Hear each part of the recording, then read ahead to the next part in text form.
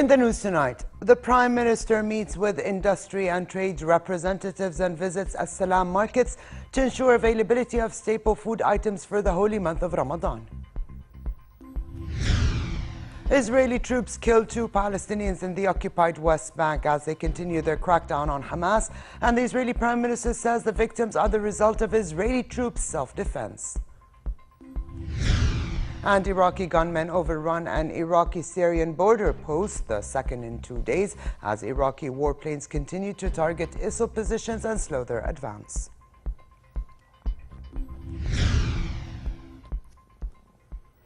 Good evening and welcome to a new edition of the news. Here are the details. Deputizing for His Majesty the King, the Supreme Commander of the Jordan Armed Forces, Crown Prince Al-Hussein, the Regent, handed certificates to graduates of the Royal Jordanian Command and Staff College. His Royal Highness was received at the graduation ceremony by Chairman of the Joint Chiefs of Staff, General Mash'al al-Zebin, and Security Department officials. Attending the graduation ceremony were members of the royal family. The college qualifies participants to become leaders and officers who are able to handle military situations, provide advice and consultations to decision makers, and use various types of weapons. 72 officers from Jordan, as well as 15 Arab and friendly countries, have graduated the course.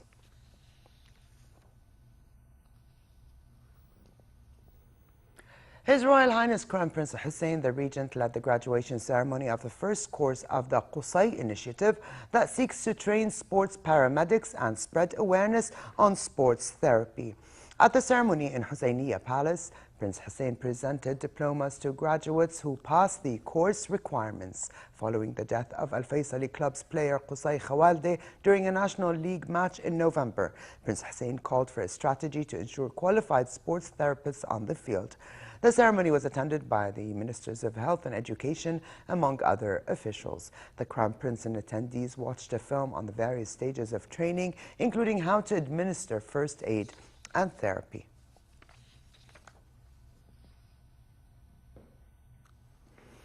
Prime Minister Abdullah Mansour met at the Ministry of Industry and Trade a number of sector representatives, as well as members of the Foodstuff Importers Union and the Consumers Protection Society. The meeting aimed to follow up on His Majesty's directives to the government for intensified control on market prices, especially with the advent of the holy month of Ramadan. Mansour urged for true and responsible citizenship on the part of foodstuff importers, saying he hopes there won't be any surprises in price hikes or shortage of food items during Ramadan. Following the meeting, Mansour and Minister of Industry and Trade Hatem Al-Halawani called on As-Salam markets, which operates under the umbrella of the Military Consumers Association, to provide food security to citizens at affordable prices. They toured various sections to ensure availability of staple food items at high quality and according to set prices.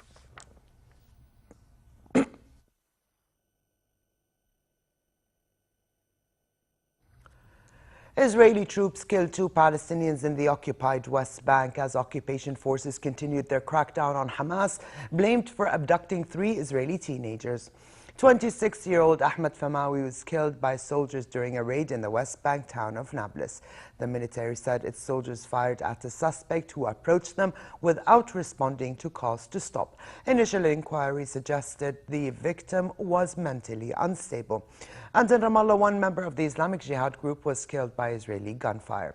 So far, the Israeli military has searched more than 1,300 sites in the West Bank and detained more than 330 Palestinians. Israeli Prime Minister Benjamin Netanyahu defended the military action in the West Bank, saying Palestinian casualties are the result of Israeli troops' self-defense. Speaking at his weekly cabinet meeting, Netanyahu said Israel has no evil intention of hurting anyone, but forces act in the way needed for self-defense. Israel has said that its West Bank operation is twofold: to find the 3 teenagers and to deal a substantial blow to Hamas.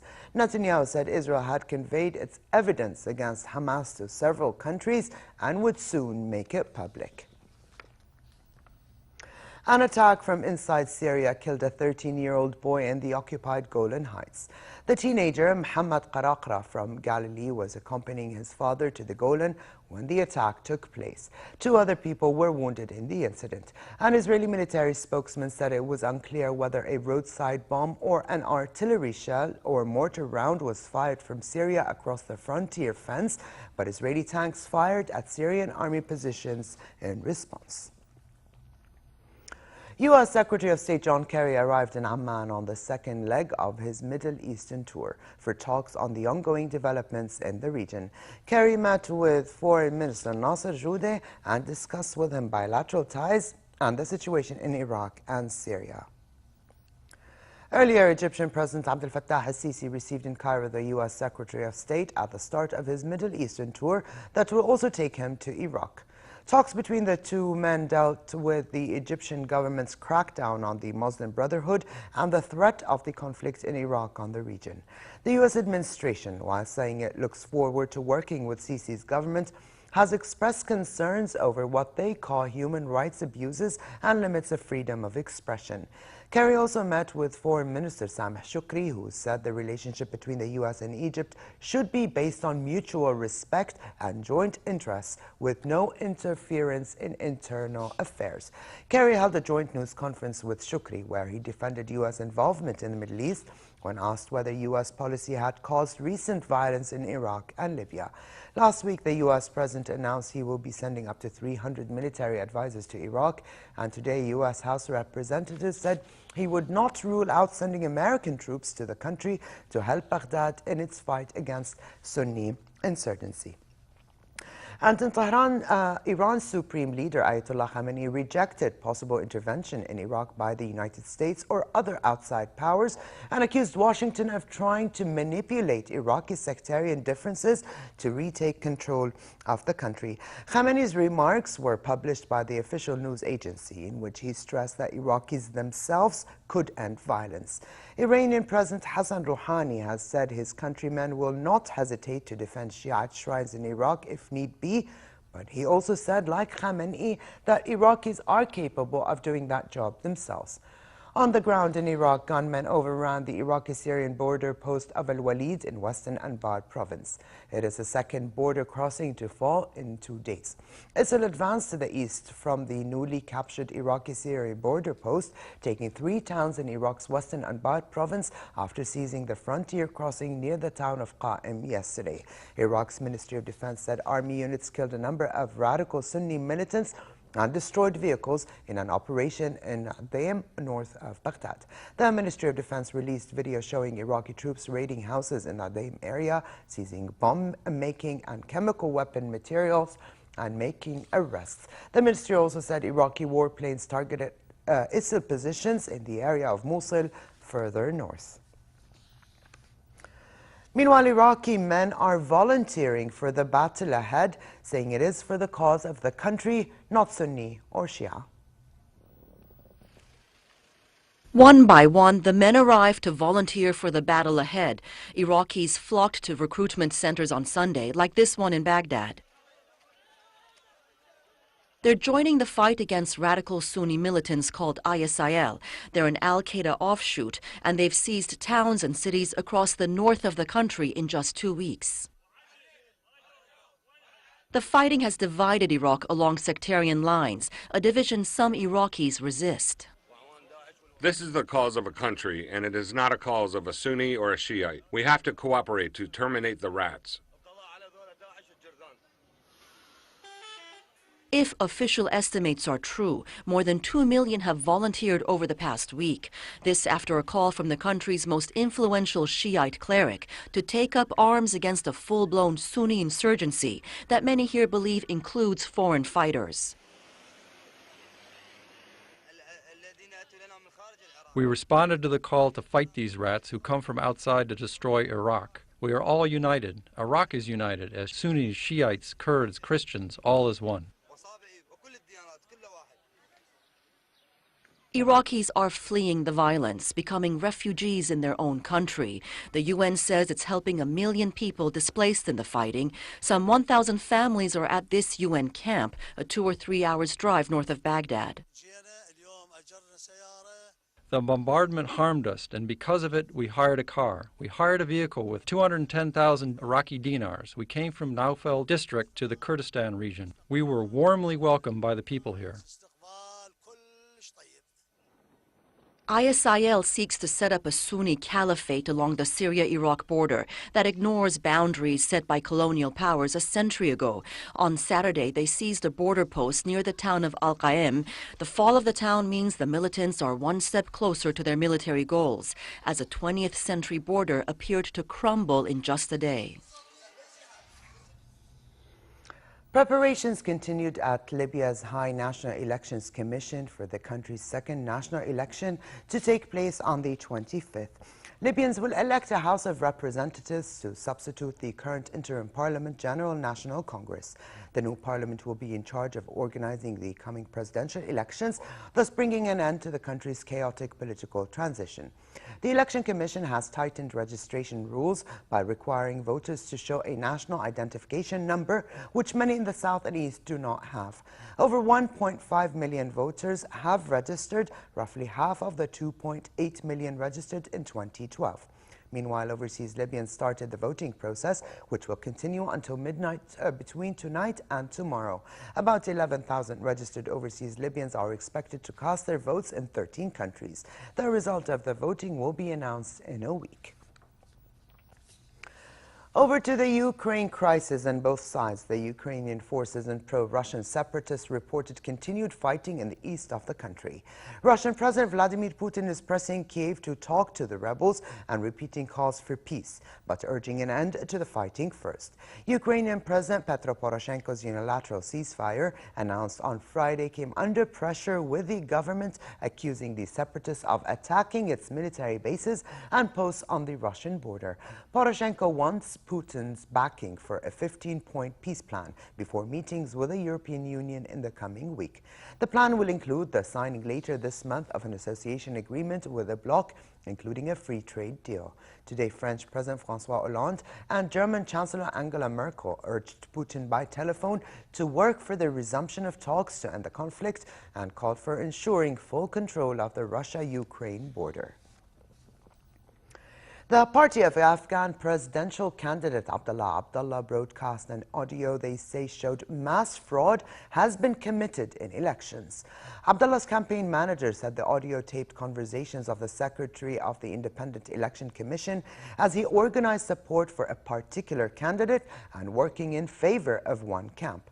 The authenticity of the audio was denied by IEC Secretary Zia al-Haq, accused of making the calls, who said he did not recall the conversations and would never talk like that. The audio shows Zia al-Haq making phone calls to officials in several provinces, ordering them to stuff ballot boxes using code words. The audio also includes alleged conversations in which the voice asks his staff to hire election workers based on their ethnicity, asking for more Uzbeks and Pashtuns, who mostly support Abdullah's opponents. The United Nations Cultural Agency, UNESCO, has been expanding the list of World Heritage Sites. A fortress in Iraqi Kurdistan, a 19th century silk mill in Japan, a futuristic factory built in the 1920s in the Netherlands, and a vast network of roads built by the Incas have been accorded the status of being inscribed on the World Heritage List. The sites were among those announced as listed by the World Heritage Committee of UNESCO during its 38th session in Doha 2 days ago. The committee also listed sites for World Heritage status in Mexico, Germany, Myanmar, the West Bank, Saudi Arabia, and Iran. The village of Batir in the West Bank is among the newly listed heritage sites. Being ugly sometimes pays. Peanuts stole the show at the 2014 World's Ugliest Dog Contest in California. Though some dogs in the competition were hairless, some with warts and growths on their bodies, and even one missing a nose, it was Peanut with his bad hair and protruding teeth that won over judges. Peanut took home the trophy and $1,500. Peanut was rescued from a shelter after he suffered abuse and was burnt in a fire. His owner says she plans to use the money to help other abused animals pay vet bills in North Carolina, where she lives with Peanut.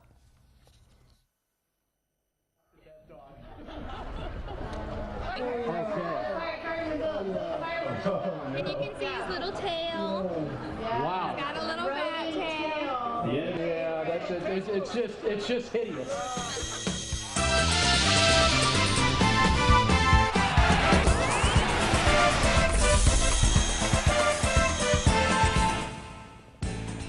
To Brazil and the World Cup games, Divock Origi sent Belgium into the last 16 when he struck an 88-minute winner to secure a 1-0 victory against Russia in their Group H match. Apart from a rousing finale when Belgium finally awoke from their laziness, the match was one of the poorest in the tournament so far, with both teams regularly booed by the 73,000 crowd. The win puts Belgium on 6 points, leading the group.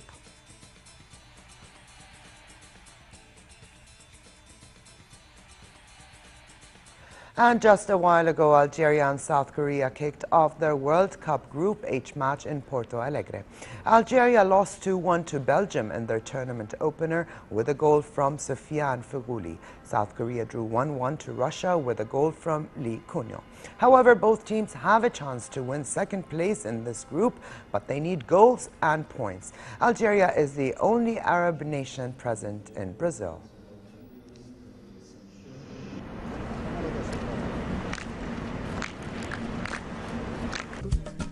We stay in Brazil, where Brazilian singer Daniela Mercury was inspired by the synergy between soccer and samba and has released a new song delighting in the nimble footwork which characterizes both Brazilian sport and dance. Her latest hit, Cheia de Graça, or Full of Grace, is a love song dedicated to football. The lyrics speak of soccer, dance and love. And with the World Cup underway in Brazil, no better time for football, music and dance to come together.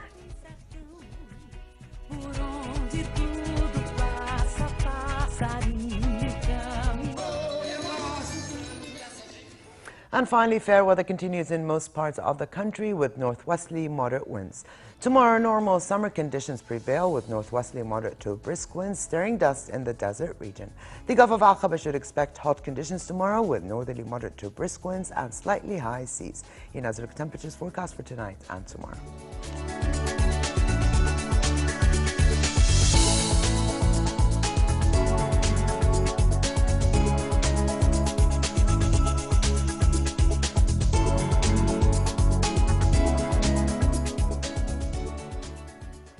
And to close, here's a reminder of the day's top stories. The Prime Minister meets with industry and trade representatives and visits As-Salam markets to ensure availability of staple food items for the holy month of Ramadan. Israeli troops killed 2 Palestinians in the occupied West Bank as they continue their crackdown on Hamas, and the Israeli Prime Minister says the victims are the result of Israeli troops' self-defense. And Iraqi gunmen overrun an Iraqi-Syrian border post, the second in 2 days, as Iraqi warplanes continue to target ISIL positions and slow their advance. And with this, we come to the end of this edition of the news. I'm Aliat Al-Khan. Thank you for joining us and have a good night.